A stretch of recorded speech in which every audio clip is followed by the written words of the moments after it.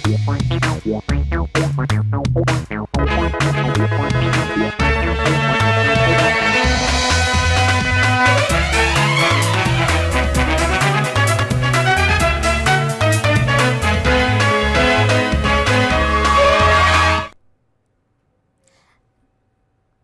आप देख रहे हैं राष्ट्रीय समाचार में आपके साथ हिमानी। नजर डालते हैं आज की हेडलाइंस पर। असम दौरे के दूसरे दिन वड़ा प्रधान मोदी परीक्षा पे चर्चा। ब्रह्मपुत्र के क्रूज पर 25 वर्षों से बातचीत करी। असम आंदोलन के शहीदों को श्रद्धांजलि दी। अटल जयंती पर पीएम मोदी राष्ट्र को समर्पित करेंगे राष्ट्र प्रेरणा स्थल। सीएम योगी बोले, अब सर ध्यान रखें लखनऊ का ट्रैफिक प्रभावित न हो। राष्ट्र प्रेरणा स्थल लोकार्पण कार्यक्रम की मुख्यमंत्री ने की समीक्षा। महाराष्ट्र निकाय चुनाव में बीजेपी की आंधी। चुनाव का पहला रुझान सामने आ चुका। बीजेपी एक तरफा जीत की तरफ बढ़ती जा रही दिख रही। नासिक स्थानीय निकाय चुनाव 2025 परिणाम के अपडेट। एमवीए के बनाव महायुति। शहरी वोटर किसके साथ जाएंगे? 31 वार्ड और 182 कॉर्पोरेट सीटों के लिए चुनाव। बांग्लादेश में हिंदू को पीटकर मौत के घाट उतार दिया। हिंदू मुसलमान की मौत नहीं बल्कि इंसानों की मौत। मुख्यमंत्री नीतीश कुमार का बचाव करते हुए दिखे आईपी गुप्ता। बात करें खबरों की, जहां प्रधानमंत्री नरेंद्र मोदी असम के दौरे पर है। आज दूसरा दिन मोदी परीक्षा पे चर्चा के बाद शहीद स्मारक पहुंचे हैं। जहां 1985 के अवैध प्रवासियों के खिलाफ असम आंदोलन के शहीदों को श्रद्धांजलि दी। प्रधानमंत्री ने आंदोलन के पहले शहीद खरगेश्वर तालुकदार की प्रतिमा पर माला चढ़ाई है। 6 साल तक चले आंदोलन में 860 शहीदों की याद में यहाँ एक दिया हमेशा जलता रहता है। 170 करोड़ रुपए की लागत से बने इस स्मारक में पानी के कुंड, ऑडिटोरियम, प्रेरणा स्थल या साइकिल ट्रैक और साउंड एंड लाइट शो जैसी सुविधाएं हैं, जो असम आंदोलन और राज्य के इतिहास के विभिन्न पहलुओं को उजागर करेगा। महाराष्ट्र में नगर परिषदों और नगर पंचायत चुनाव का पहला रुझान सामने आ चुका, जहां इन दिनों शुरुआती रुझानों में बीजेपी एक तरफा तरीकों से जीतती दिख रही। अजित पवार की एनसीपी का भी दमदार प्रदर्शन दिख रहा। वहीं उद्धव ठाकरे अपने प्रतिद्वंदी एकनाथ शिंदे के सामने पिछड़ते दिख रहे हैं।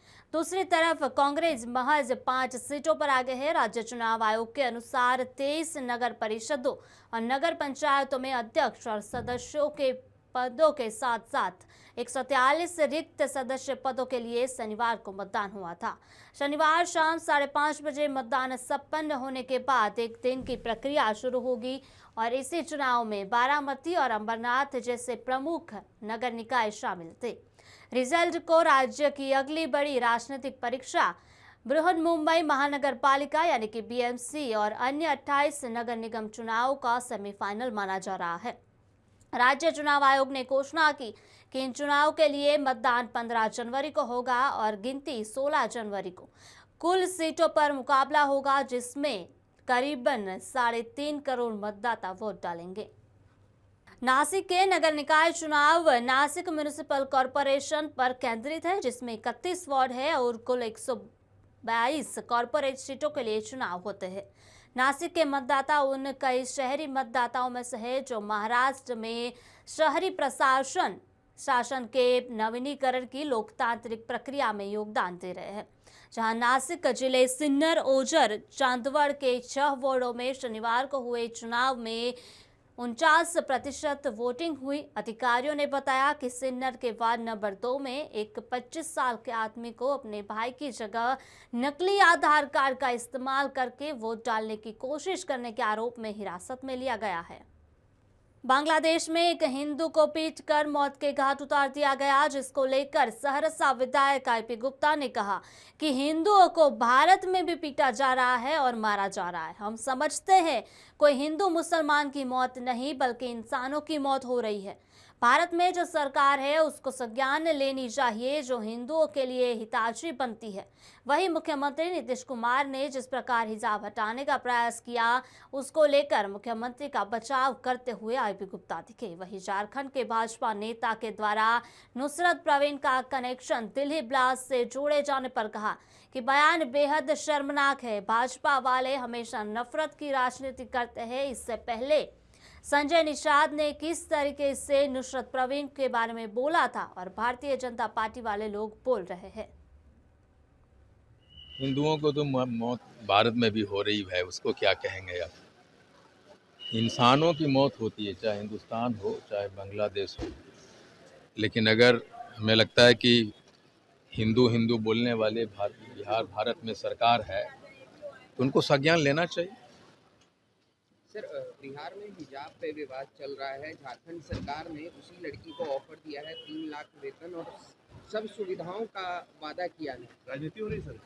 देखिए, मुझे लगता है इसमें माननीय मुख्यमंत्री जी उस नियत से तो खींचे नहीं। अभी इस हिजाब को एक अलग तरीके से पेश करने की कोशिश हो रही है।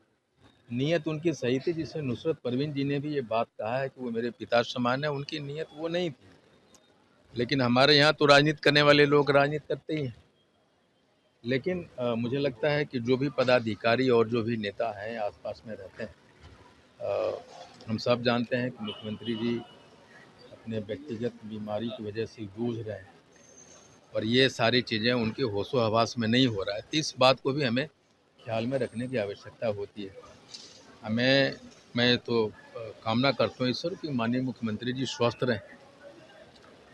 झारखंड के बीजेपी नेता ने कहा है कि नुसरत परवीन का जुड़ाव जो है दिल्ली ब्लास्ट से है। ये तो बेहद शर्मनाक है। ये जो भाजपा वाले ऐसे नेता जो ये भाजपा वाला जो बोला है बेहद शर्मनाक है। वैसे लोगों को चौक पे खड़ा करना है, जैसे संजय निषाद ने कुछ बातें बोल दिया, ये बेहद शर्मनाक। ये भारतीय संस्कृति में रहने वाले लोग नहीं हैं।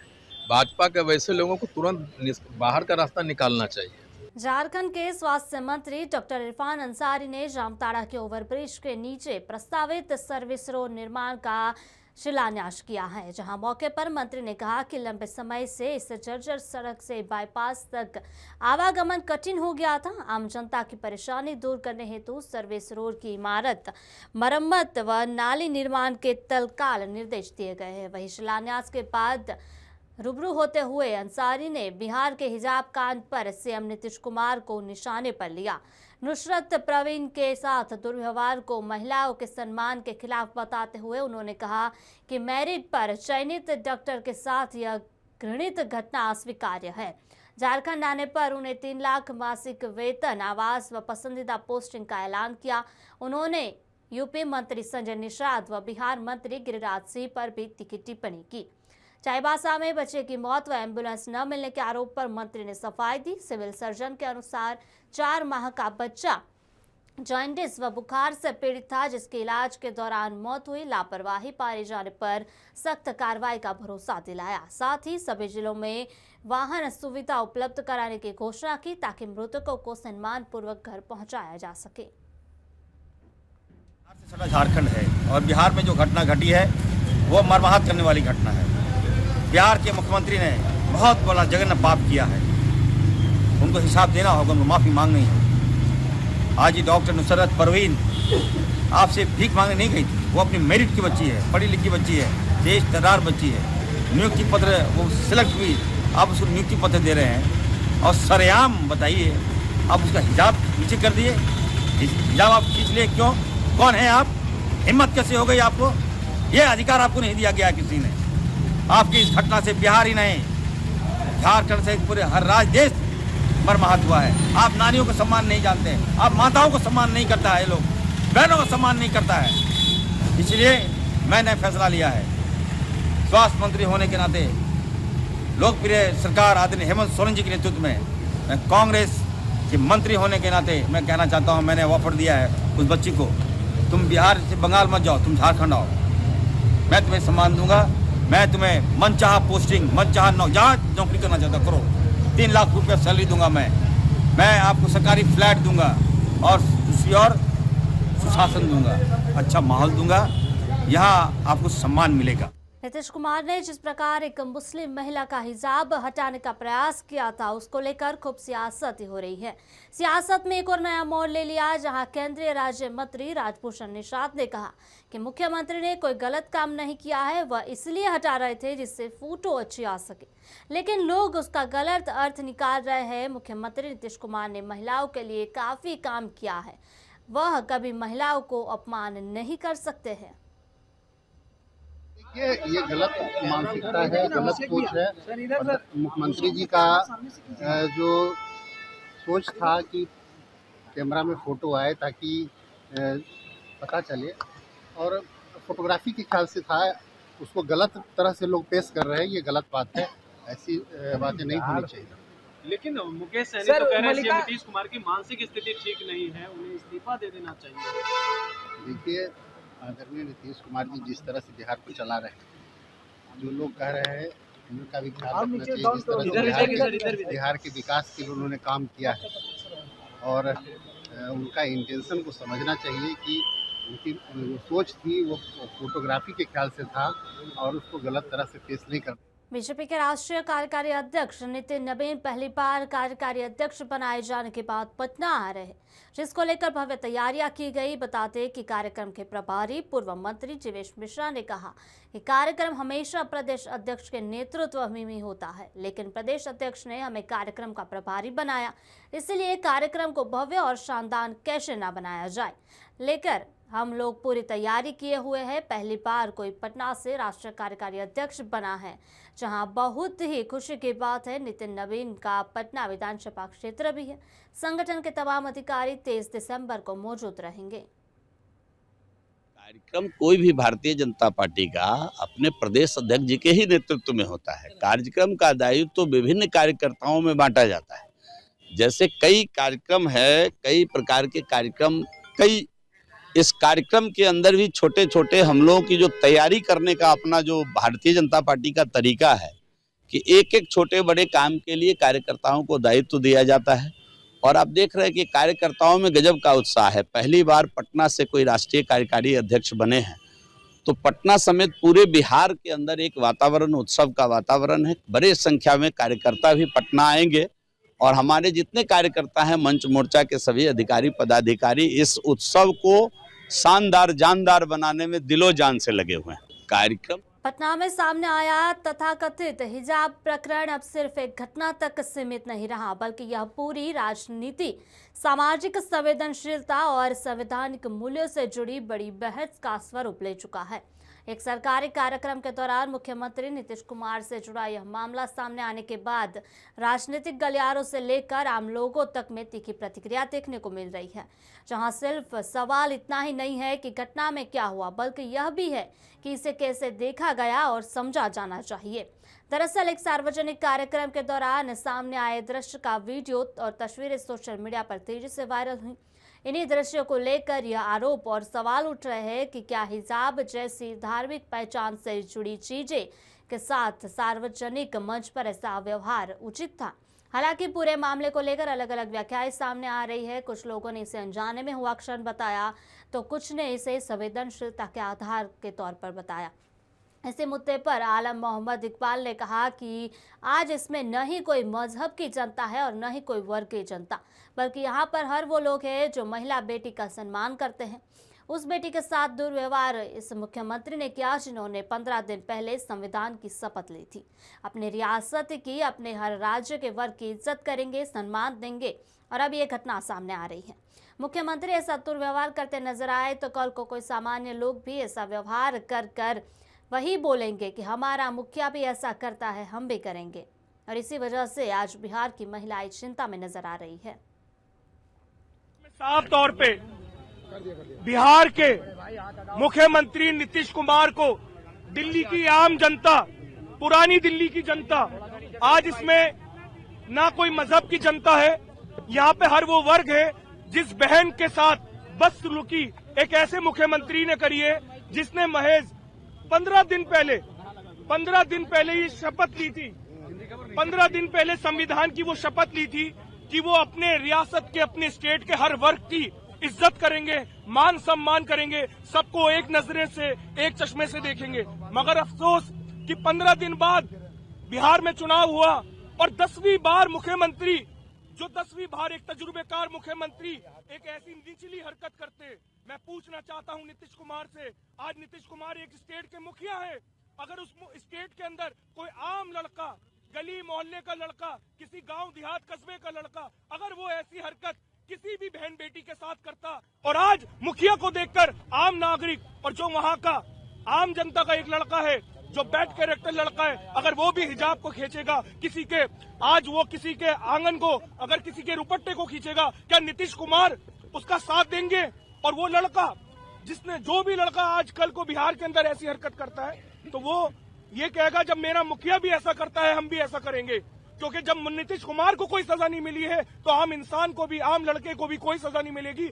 आज बिहार के अंदर लोग फिक्र में है, बिहार की बहनें, बिहार की महिलाएं आज सिर्फ इसी सोच के साथ है कि जब हमारा मुखिया इस तरीके की हरकत एक डॉक्टर महिला के साथ कर सकता है, ऐसी डिग्री का क्या फायदा जो मुखिया अपने ही बहन की, अपने ही बच्ची की रक्षा नहीं कर सकता, उसका हिजाब खींचता है, उसका पल्लू हटाता है। इस तरीके की हरकत करना ये निचले दर्जे की हरकत है। अगर मानसिक बीमारी से लिप्त है नीतीश कुमार तो उनकी जगह बिहार में नहीं, आगरा के पागल खाने में है, आगरा के पागल खाने में है। प्रदर्शन करने की वजह क्या है, क्या मांग? भाई हमारी मांग है, अभी तक इस मामले को अभी तक 8 दिन होने जा रहे हैं। नीतीश कुमार ने ना तो देश से माफी मांगी है, देश की महिलाओं के अंदर आज रोष है। बात मुस्लिम महिला की नहीं है।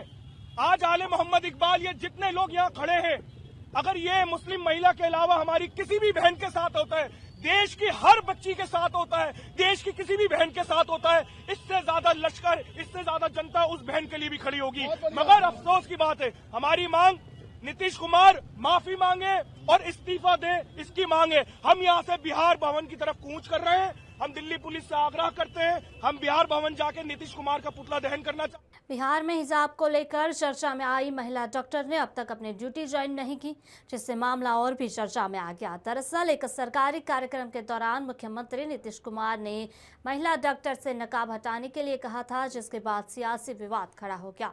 बिहार में हिजाब को लेकर चर्चा में आई आयुष डॉक्टर नुसरत परवीन ने अब तक अपनी ड्यूटी ज्वाइन नहीं की है। अधिकारियों के मुताबिक शनिवार शाम तक उन्होंने पदभार ग्रहण नहीं किया, जबकि ज्वाइनिंग के समय सीमा को विशेष मामले में आगे बढ़ाया गया है। दिल्ली से नोएडा और ग्रेटर नोएडा में सर्दी का असर दिन प्रतिदिन बढ़ा जा रहा है। ठंड के साथ साथ अब घना कोहरा और बिगड़ती हवा की गुणवत्ता लोगों के लिए परेशानी का कारण बन गई। सुबह और देर रात के समय कोहरा इतना घना हो रहा कि सड़कों पर दृश्यता बेहद कम हो गई। वहीं प्रदूषण के चलते हवा भी लगातार खराब बन गई है। जिला प्रशासन के अनुसार गौतम बुद्ध नगर जिले में प्रशासन ने येलो अलर्ट जारी कर दिया है, जहां जिला आपदा विशेषज्ञ के बताए मुजब मौसम विभाग के अनुसार से सोमवार से जिले में पछुआ हवाएं चलेगी, जिससे तापमान में और गिरावट दर्ज की जाएगी। इससे ठंड बढ़ेगी। हालांकि फिलहाल ठंड और प्रदूषण दोनों का असर एक साथ देखने को मिल रहा है।